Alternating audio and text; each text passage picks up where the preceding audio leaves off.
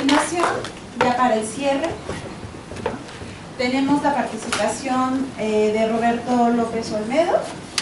Roberto pues ha estado participando muy activamente en el programa, sigue de cerca pues los cursos, el acercamiento con los estudiantes y actualmente está en la UNAM.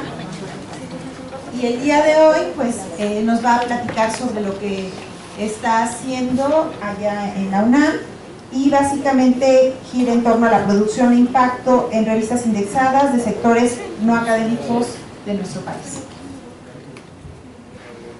Bien, pues ya es el final, todos nos queremos ir, entonces voy súper rápido, pero básicamente yo lo que he querido con esta presentación, sí mostrar lo que he venido haciendo, que ha sido algunas cosas cercanas a lo que han presentado algunos colegas. Sin embargo, algo que yo siento que ha faltado un poco es como la parte humana, la parte social, la parte de la experiencia dentro del posgrado, que esa pues se ha perdido, ¿no? Y que creo que no se dio muchísimo. Entonces voy a utilizar esta presentación, que para algunos ya quizás conocen cosas de ella, como pretexto para ir haciendo comentarios en el camino. Y bueno, actualmente me encuentro haciendo una nueva estancia postdoctoral en otro centro de investigación de la UNAM como parte del apoyo a los programas de posgrado de calidad, Programa Nacional de Posgrado de Calidad del PNPC, en el posgrado de Ciencias de la Sostenibilidad en el IEP, pero previamente, de manera más elaborada, lo que voy a presentar viene del trabajo que hice en el CRIM sobre la participación de actores no académicos, que bueno, ha sido un tema bastante interesante y que lo he trabajado desde hace mucho. Más o menos esta es un poco la presentación, lo que hice en el CIMBESTAB, lo que entiendo por participación de actores no académicos, la producción de las organizaciones de la sociedad civil, de las dependencias de gobierno y algunos comentarios sobre esta experiencia del tránsito del SPS en adelante. El título que hice de la tesis de doctorado, bueno, pues fue el papel de las políticas públicas en el proceso de descentralización de la actividad científica en México. Y bueno, aquí quiero como primer estímulo, quisiera comentar un poco lo que comentaba Nevi sobre políticas públicas, lo que comentaba José Luis Olivares. Justo en la mañana fui a una conferencia, una jornada que se está dando sobre el desarrollo de la nueva política de ciencia y tecnología, que está organizando unas mesas. Y la mesa de hoy era un foro latinoamericano sobre evaluación científica, y lo que comentaban ahí, bueno, los que están de parte del CONACYT, es que la mirada va a dejar de ser hacia el norte y ahora va a ser hacia el sur. Y implicaba mucho de lo que decía José Luis. Va a haber un viraje en este modelo de evaluación que ya no va a ser hacia el WOS, que ha sido el que ha dominado. Se está proponiendo crear una plataforma latinoamericana para visibilizar esto, con un fuerte énfasis en la parte de libros, que está perdida, y un reconocimiento hacia el área de las ciencias sociales. Y bueno, vemos que ahí hay una enorme carencia, porque se hablaba sobre los círculos globales de comunicación de la ciencia, que no tienen un impacto o una incidencia local, que se pierden en lo específico, como decía Nevi, pero cuando uno quiere investigar sobre los círculos locales, pues no existe un ámbito donde uno se pueda acercar, y eso yo lo viví con el estudio de los actores no académicos. Entonces, pues, bien, yo lo que he hecho es que, pues, creo que la parte humana, como bien decía Nevi, es sumamente importante. Cuando uno ve la actividad científica como una actividad humana, tiende a visualizarla de una forma diferente, verla más allá del artículo, más allá de la institución y demás, ¿no? Y bueno, esta es una grafiquita que yo saqué de mi tesis de licenciatura, que es sobre los estudios sobre la ciencia y la tecnología, cómo se va avanzando, pero lo que a mí me llamó mucho la atención de esa tesis es este enorme crecimiento que ha tenido la ciencia en los últimos 20 o 30 años, que no se explica de manera habitual. Y entonces pues uno ve esta gráfica sobre la producción científica a nivel mundial, a nivel México, y a nivel de los actores académicos los actores sociales que he venido investigando, que son dependencias de gobierno y organizaciones de la sociedad civil, que como se muestra y como bien lo mostraba José Luis, muestran una tendencia creciente en todos. Solamente en las organizaciones de la sociedad civil pues hay como una serie de brinquitos que justo por estas fechas, en el 2000, se promueve una ley que apoya el fortalecimiento de organizaciones de la sociedad civil, y de ahí se nota un crecimiento así en esta curva exponencial. Algo también que quiero comentar ahorita que decía lo de las políticas públicas, pues se ve bien claramente cómo las políticas inciden, y justo en la mañana decían justo eso, de que el modelo de evaluación, pues la forma de implementarlo va a ser a través de políticas públicas, por eso lo van a meter en el Programa Nacional de Ciencia y Tecnología, y entonces pues va a estar como interesante en las diferentes mesas. Yo creo que van a invitar a muchos a participar, o por lo menos asistir a ver qué está pasando. Y en de la tesis del doctorado, estos son como, bueno, mezclé un poco los resultados. ¿Con qué estuve trabajando yo? De organizaciones de la sociedad civil yo trabajé con 1.500 artículos, de las dependencias de gobierno 14.000, pero para obtener los datos de las dependencias de gobierno analicé la base de datos de la producción científica de 1970 a 2017, obteniendo 302.000 artículos, y mi computadora casi está ahí. Entonces ahí la pregunta que yo le quería hacer a José Luis era cómo le había hecho él para analizar 1,5 millones de artículos, porque la verdad es que nomás no se puede, y el dato está aquí, que de 302.000 artículos obtuve 971.000 afiliaciones, que no me permitió hacer un análisis específico por tipo de institución. Entonces yo lo que tuve que hacer es justamente nada más enfocarme a identificar las dependencias de gobierno que yo reconocía, y uno de los datos interesantes es que este tipo de estudios, como lo decía Wolfgang Glanzel, el editor de Scientometric, pues te lleva a un estudio de microsocial, ¿no? O sea, a nivel institucional. Y lo que he visto en las dependencias de gobierno es que son entidades muy fluidas, que van cambiando de nombre, que aparecen, desaparecen. Entonces es muy difícil darle seguimiento a este tipo de organizaciones, ¿no? Y medir su impacto a largo plazo. Entonces yo traté de hacer ahí una homologación. La diferencia de las organizaciones de la sociedad civil, que es como más relajado. Y bueno, el dato interesante es que el dato de las organizaciones de la sociedad civil, ahorita voy a explicar desde dónde lo obtuve. ¿Por qué me interesó esto y el enorme crecimiento de la ciencia? Porque los artículos científicos son solamente la puntita del iceberg de todo lo que está abajo. Yo estoy interesado como en conocer esto, pero lo interesante es que ni siquiera se conoce la cima del iceberg. O sea, estamos buscando el reconocimiento que se está dando en el ámbito científico y que no conocemos. Nuevamente yo también estoy de acuerdo en que los procesos de vinculación y articulación entre diversos actores es indispensable, creo que lo vemos mucho en el doctorado. Sin embargo, creo que no somos tan conscientes de ellos y visualizamos el ámbito académico y científico solamente como monógamos, ¿no? O sea, nada más nos vemos a nosotros mismos y omitimos a los demás. Entonces, sí me gusta hacer como esa puntualización. Lo que he ido identificando es que este crecimiento no es nada más que crece el número, ¿no? No nada más crece en 10 artículos, sino que crece a lo alto, a lo ancho, a lo profundo, en todos los sentidos. Dentro de los juegos que yo luego me pongo a hacer con las bases de datos, pues vi que también la cantidad de páginas que había hace 20 años no son la misma que se ve en la actualidad en los artículos científicos. No nada más crecemos de 200 artículos a 2000, sino que se pasó de 7 páginas que tenía un artículo en el 2000 a casi 20 en promedio que tiene actualmente un artículo. Entonces está creciendo muchísimo, y esto hace que el ámbito sea más complejo, diverso, caro, inteligible y bla bla bla.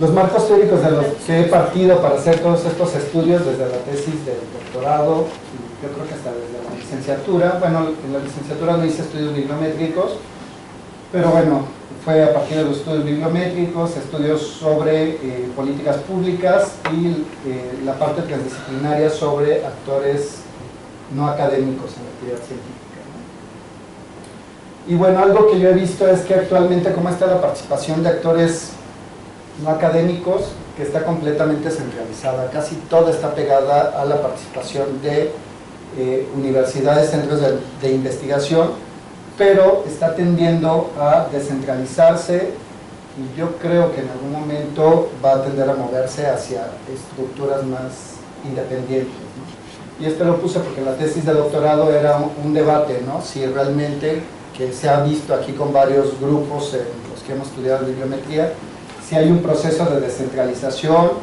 o hay un proceso de, no me acuerdo la otra palabra, desconcentración. Y bueno, esta grafiquita pues sí me ayudó porque sí creo que hay un proceso de descentralización. La descentralización no hace que se rompa el vínculo con el centro, simplemente empieza a fortalecerse la periferia, ¿no? Y la idea es que llegue a una distribución más equilibrada. La producción científica mexicana y la producción que yo analicé de la tesis del doctorado del PRODEP, que representaba cerca del 15% de la producción científica nacional. El procedimiento que había hecho para la tesis del doctorado, que era recopilar una serie de bases de datos, empezando con la del SNI, que en aquel entonces era, en el 2016 eran de 23,000, hoy hay 34,000 investigadores que acaban de aprobar, había 8,000 MPTCs, que son nuevos profesores de tiempo completo de un programa que se llama PRODEP, y de ahí se obtuvo el vínculo, el match de los que estaban del PRODEP en el SNI, que eran 2,216. Lo interesante es que de estos, solamente de 1,700 se encontraron productos, porque justo los de ciencias sociales no aparecen. Se obtuvo esta base de datos del PRODEP, y lo interesante de esto es que uno podía hacer un análisis tan específico que podía estudiar investigador por investigador, sexo, edad, región, formación, un montón de cosas. ¿Qué es esto, no? Y bueno, algunos datos, que me voy rapidísimo, para llegar a esto. El interés, y ahí va el otro comentario, cuando estaba llegando a los resultados, esta era como de las últimas gráficas de la tesis del doctorado, pues ya empezaba a visualizar como que qué podría seguir. Entonces yo estaba interesado en esto de los actores no académicos, y aunque me tomó un poquito más de tiempo el trabajo de la tesis, decidí hacer esta categorización por tipo de actor, que yo en ese entonces le llamaba sector social. Y bueno, aquí encontré lo que eran las organizaciones de las ONGs, que son las organizaciones de la sociedad civil. Y bueno, es interesante cómo se van moviendo los conceptos conforme uno va avanzando en la especialización del tema, la industria y demás. Y lo interesante es que en ese entonces yo había encontrado 59 registros de organizaciones de la sociedad civil, que ya cuando uno quitaba repetidos y demás quedaban 36, y de ahí fue al término cuando me acerqué con la doctora Norma Georgina a hacer el postdoc con ella, con esta propuesta, y bueno, aceptó. Pero de estas 36 organizaciones de la sociedad civil se obtuvieron, se repitió la gráfica, se obtuvieron 1,400 artículos de casi 100 organizaciones de la sociedad civil. Entonces eso fue bien interesante porque hay un montón de organizaciones que producen muchas cosas, ¿no? ¿Desde qué marcos teóricos, desde la transdisciplina partimos? Y bueno, una frase que me gustó, un trabajo que estábamos haciendo Norma y yo, era que desde el siglo XX, y es bien interesante ver la parte histórica, empezó a desarrollarse mucho la multidisciplina, ¿no? Desde los 80, 70 por ahí, y ganó muchísimos espacios institucionales. Y yo recuerdo cuando entré al doctorado, no sé si a ustedes les pasa, a la doctora Joselina o a Susana, que uno no escuchaba nada de transdisciplina. De hecho, los debates que nosotros teníamos es ¿qué es la transdisciplina? ¿No? Nosotros nos cuestionábamos en mi generación, en muchos lados, decíamos, bueno, ¿y eso qué es?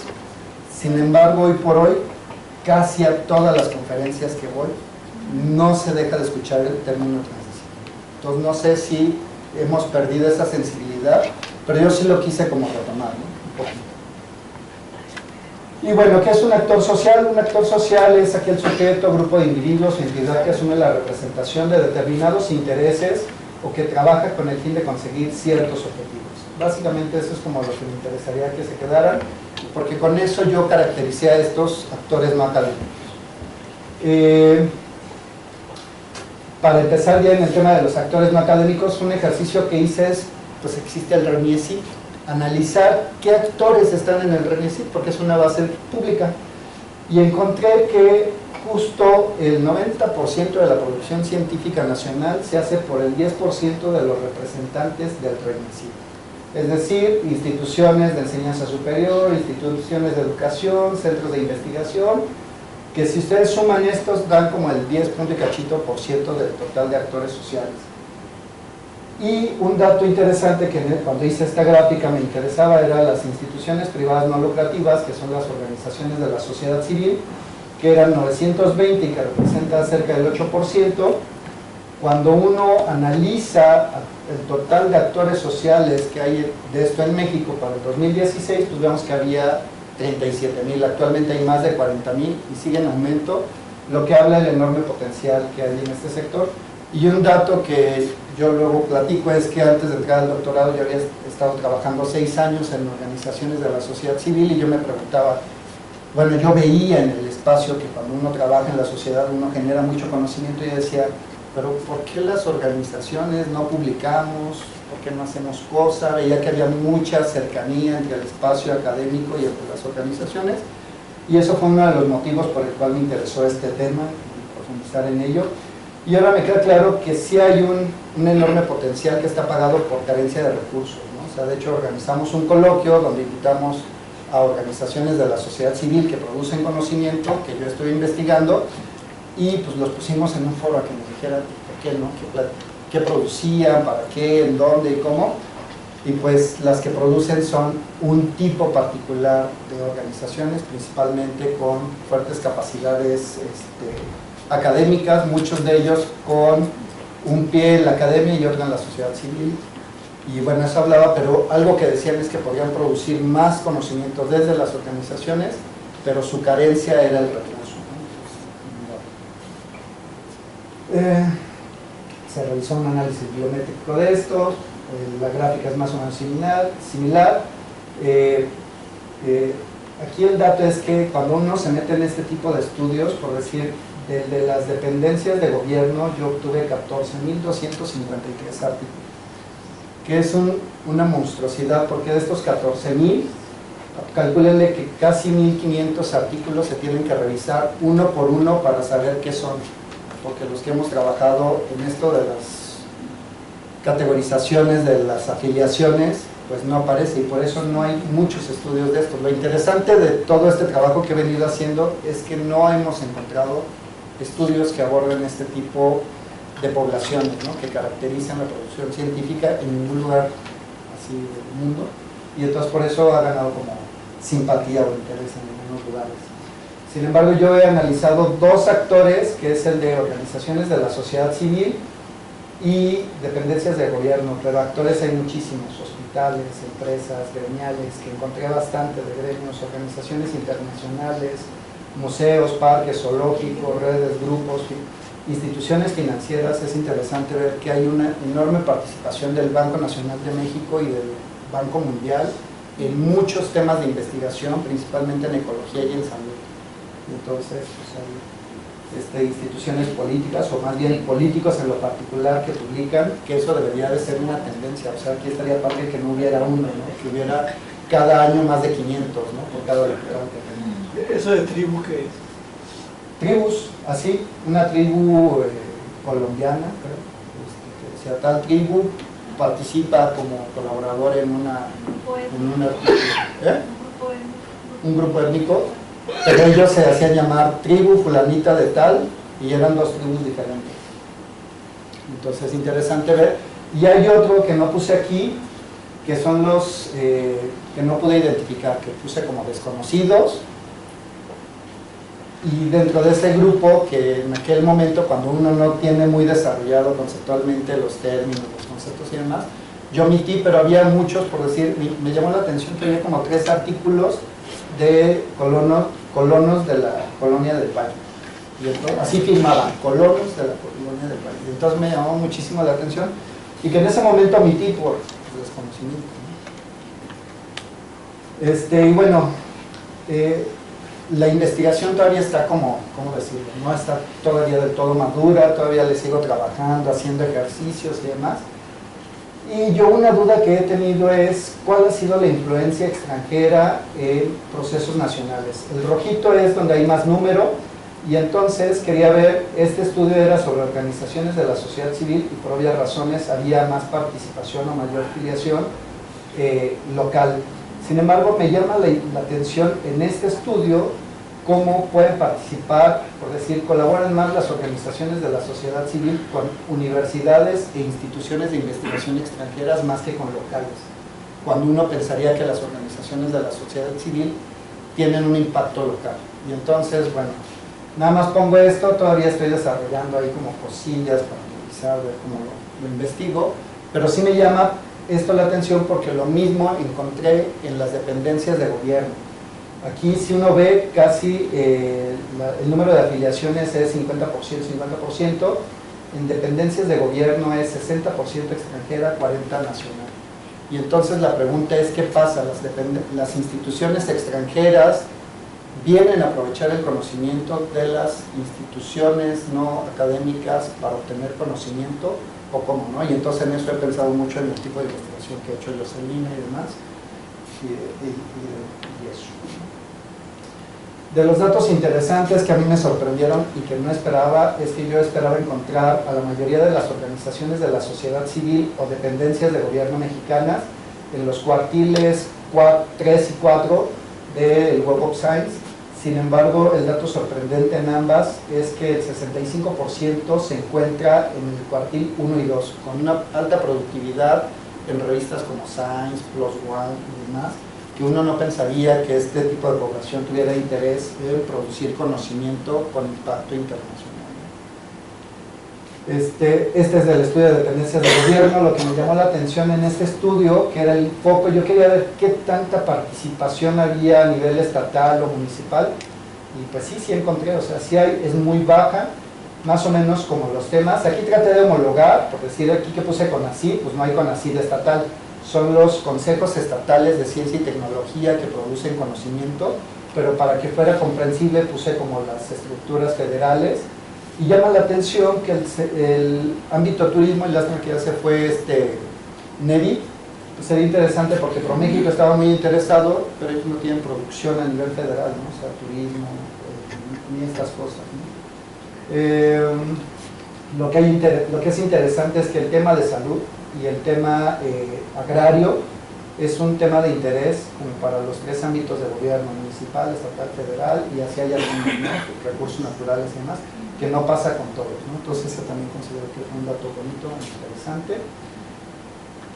Y bueno, como comentarios finales, lo que quiero decir es que pues en general los del DCTS somos la suma de cosas. Creo que estamos, lo rico de aquí es que estamos llenos de experiencia, o sea, no entramos al DCTS de forma casual, creo que veníamos buscando cosas y eso hace muy rica la experiencia entre nosotros. La formación profesional creo que es muy buena, aunque siento que se ha cargado mucho hacia la parte de ciencias duras, que ha quedado de lado el ámbito de ciencias sociales, que enriquece muchísimo. Como lo decía Neville, no se puede entender la ciencia, no se puede entender la realidad del país, del planeta, sin el fenómeno humano. Entonces, bueno, yo tuve desde la experiencia de la licenciatura, en el doctorado tuve los procesos, el postdoc me ha dado una formación completamente diferente. Otro dato, aprovechen el doctorado porque terminando no hay tiempo de nada, de nada, ni para la familia, ni los amigos, ni la novia, ni nada. Entonces, si uno cree, ¿no? Y aquí está Jocelyn y está Susan, ¿no? Si no se corrobora eso, y de hecho justo en la mañana una de las estrategias es que quieren quitar estos vínculos del SNI con el estímulo económico, pero quieren buscar una homologación salarial. Entonces, para que no haya una presión de puntitis, porque está una investigadora con la cual me reflejé mucho, era psicóloga y estaba hablando sobre todos los efectos psicosociales que está teniendo el trabajo científico en cuestiones de salud, principalmente cardiovasculares y demás, con datos espantosos. Y entonces, pues ahí está, o sea, sí, y no le hemos puesto atención, simplemente nos clavamos a trabajar, y como decía alguien en la mañana, no me acuerdo quién, este trabajo se vuelve de 24 horas, o sea, no son 10, no son 12, sino uno se duerme pensando en lo que está haciendo, se despierta pensando, está los fines de semana, y uno no descansa, entonces eso. Y bueno, en general eso es todo. Muchas gracias. tenemos tiempo de algunas preguntas. Creo que con Susan.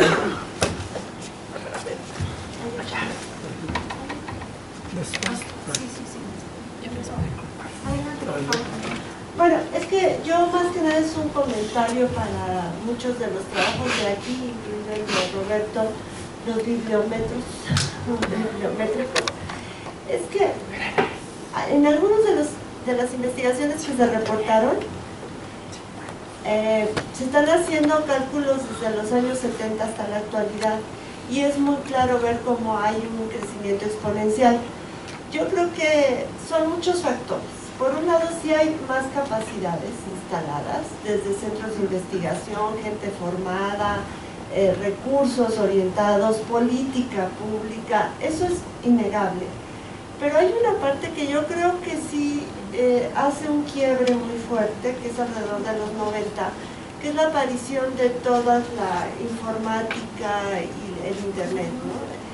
Y eso es algo que impacta de tal manera que me parece un poco injusto decir, ay, es que hay un crecimiento exponencial, no sé por qué, o sea, ahí hay es tan fuerte que le han llamado La Big Science. Bueno, que la Big Science, pero incluso antes, pues una post-revolución industrial, un cambio de forma de vida, en fin, y yo creo que ahí para todas las investigaciones que quieran decir, uy, tendrían que hacer una alusión a eso, porque es a nivel mundial y tiene que ver mucho con esta nueva forma de comunicación electrónica que tenemos. Nada más era un comentario. Sí, dos preguntas. La primera, cuando mostrabas como los periodos, ¿pudieron ubicar, por ejemplo, cuáles eran como esos temas centrales de las políticas por periodos o décadas? Y la segunda es, si, ¿cómo metodológicamente puedes determinar que esa producción en artículos obedeció a políticas públicas? Es decir, metodológicamente, ¿cómo se puede vincular o sostener esa parte? Y que no fueron, por ejemplo, esfuerzos aislados, influencia de corrientes. Algo interesante sobre cómo saber qué son sobre políticas públicas, por decir, donde lo identifico claramente es en este de en el de las OSCs, donde está al inicio, donde están todos. Porque justo yo, como comentaba, yo participé en organizaciones de la sociedad civil del 2006 más o menos del 2005-2004 al 2013, cercano. En el 2004 surge la política pública y ahí justo se ve la tendencia ascendente. Sin embargo, ¿cómo? En uno de los artículos me preguntaban justo eso, ¿cómo puedes asegurar? Bueno, tuve que cambiar porque no tengo como el foco para decir que se debe a las políticas públicas. Pero algo que sí se sabe es que hay una incidencia y se ha visto por decir cuando surge el CONACYT, cuando surge el SNI, cuando surge eso, hay cambios. Y entonces, en base a esos análisis es como el actual gobierno dice, bueno, vamos a manipular toda la estructura social en función de políticas, porque sí, obviamente los estímulos pues les interesan a las personas. O sea, de hecho, el dato interesante sobre organizaciones de la sociedad civil, tenía una gráfica de cómo van surgiendo las organizaciones. Antes del 2004, de que surgiera esta ley, existían 100 organizaciones de la sociedad civil. Surge eso y empieza a crearse nuevas organizaciones de la sociedad civil y al siguiente año de la ley de fomento surgen 500 y al siguiente 1000, al nivel de que ya se producían 6.000 organizaciones al año. Y entonces eso dio un cambio porque justo en el 2018 hubo una modificación en la ley, 2017 hubo un cambio y para el 2018 se vio que cayó drásticamente la generación de nuevas organizaciones, de 6.000 que ya estaban creándose por año, bajó a 4.000, seguramente va a seguir al descenso. Y con el comunicado que dijo Obrador al inicio de su gobierno de que ya no le iba a dar nada a organizaciones de la sociedad civil, ¿tú crees que alguien sigue trabajando en eso? ¿No? Y lo que decía sobre si se podían identificar temas en específico, en organizaciones de la sociedad civil y dependencias de gobierno encontramos dos temas que les interesaba, que era Yo le llamé EMA, Ecología Medio Ambiente, pero ahora sé que se llama Ciencias de la Sostenibilidad. Y el segundo es Salud. En gobierno hay algunos más. Está transporte, seguridad pública, algunos, pero no son muchos. Básicamente te podría decir que son esos. Agua, porque se ve mucha investigación sobre eso. Pero el problema del agua es que muchos están dentro del campo de ecología medio ambiente. O sea, es difícil separarlos. A ver, un comentario. Cuando uno hace correlaciones, no hay forma directa de decir esta es la causa y este es el efecto. Lo único que, y eso, cuando uno publica esas correlaciones, si hay árbitros que son muy quisquillosos, inmediatamente llaman la atención de que hay que ser cuidadosos con las conclusiones. Y en el término en el rubro de producción científica, lo que se ha visto a nivel internacional es de que si aumenta el número de investigadores de un país, entonces aumenta el número de publicaciones. Eso sí es una cosa. Por ejemplo, China pues ha ido incrementando su número de investigadores y ya se pasó a toda la Unión Europea, está compitiendo con producción total con Estados Unidos, pero la producción de Estados Unidos está estancada, o sea, el nivel es 30%, porque ya no tienen más investigadores, los europeos no tienen más nuevos investigadores. Brasil, todo su incremento que nos mostró José Luis, es porque hicieron una inversión en ciencia, tecnología, nuevas universidades increíble, y se dieron cuenta de que sí les tienen que pedir que publiquen, o sea, para que tengan cierto nivel de conocimiento, tienen que estar publicando publicis operis. Entonces también Brasil nos pasó fácilmente, porque la inversión en crear nuevas, eso lo empezó en universidades, era con la consigna de que fueran con perfil de doctorado, y como también establecieron que todas las tesis de investigación tenían que generar publicaciones, nos pasaron fácilmente.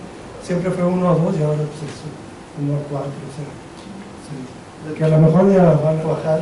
De hecho, el comentario, el descenso, lo que decían es que en 3 o 4 años se habían creado 70,000, o no habían creado, habían formado a 70,000 doctores para insertarlos en la industria bajo esta lógica de que creen que a mayor cantidad de doctores se van a ir acomodando profesionalmente en otros ámbitos y eso va a subir el nivel.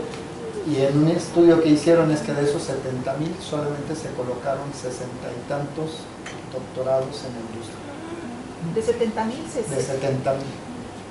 Y yo recuerdo una vez en una reunión en la CEP, Rodolfo Turán, que era subsecretario, y pues era una reunión sobre ciencia y tecnología, entonces nos regañó y dijo, ¿cómo puede ser que Brasil esté produciendo 5,000 doctores al año?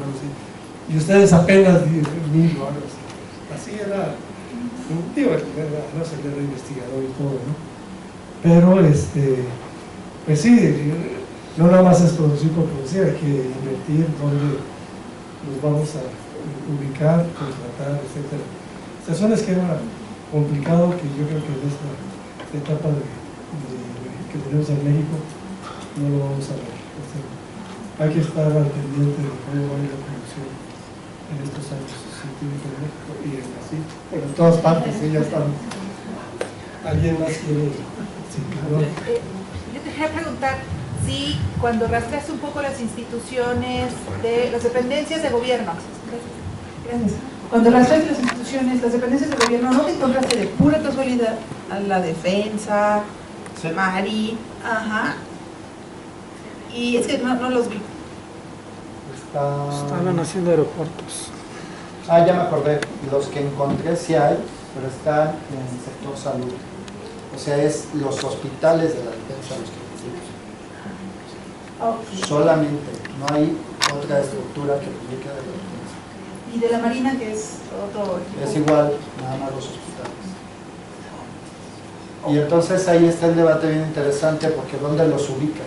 Como hospital, como qué, o sea, ¿cómo haces estas categorías de decir, a ver, qué es Secretaría de Seguridad Pública, qué es Gobernación, por decir, hay unos como Energía o Secretaría de Economía, que es fácil, ¿no? Pero hay otros, por decir, a nivel estatal, que es difícil identificar lo que es ecología, medio ambiente, de lo que es agrario. Y entonces, ¿cómo los posicionan? Porque además tienen nombres que no te cuento espantosos. Oye, y bueno, ahí está la Suprema y está el Poder Legislativo. Sí. ¿Qué viste de esos dos? Por decir, es bien interesante, acá en la Suprema Corte sí son los jueces, los magistrados los que publican, pero del Poder Legislativo son las comisiones de asesores. Espera, ¿comisiones y asesores? Ajá, las comisiones que asesoran a los diputados, no a los diputados. Bueno, los grupos de asesores. Los grupos de asesores. Y las comisiones. Y principalmente vinculados al área de agricultura, son los que nos publican de acá, que es donde está esta colega Patricia. Jiménez Cruz. Además de agricultura, Los de opinión, hay dos del grupo de opinión de la Cámara de Diputados, pero el tema es cómo era vista la Cámara de Diputados por la sociedad. El que sí me llamó el poder es el presidencia. el ejecutivo. Hay algunos artículos de presidencia que no están aquí, es que la lista es súper grande y entonces yo puse como los más representativos, ¿no? Pero ya en algunos se empieza uno y hay de presidencia, o sea, yo creo que esto se puede ampliar todavía más. O sea, este es un como, pues, a ver qué encontraba. Ok, gracias. Bueno, antes de agradecerle a Roberto. Gracias a todos. Gracias.